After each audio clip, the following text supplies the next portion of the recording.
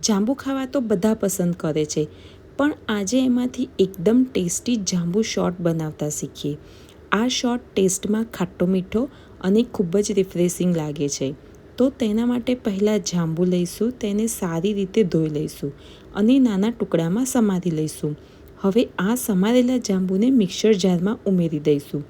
પછી તેમાં 3થી 4 ચમચી ખાંડ, અડધી ચમચી સંચળ પાવડર, ચપટી મરી પાવડર અને ટેસ્ટ મુજબ મીઠું, 6થી 7 ક્યુબ બરફના ટુકડા અને અડધું લીંબુ ઉમેરી લઈશું.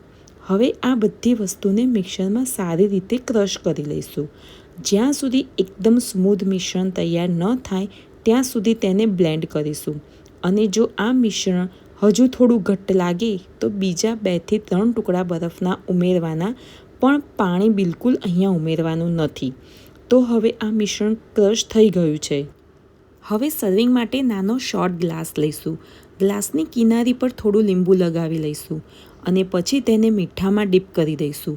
આમ કરવાથી ગ્લાસ ખૂબ જ સુંદર લાગશે અને સ્વાદ પણ વધુ સરસ આવશે. હવે તૈયાર કરેલો જાંબુનો શોટ ગ્લાસમાં રેડી દઈશું. તો તૈયાર છે આપણો ટેસ્ટી અને રિફ્રેશિંગ જાંબુ શોટ.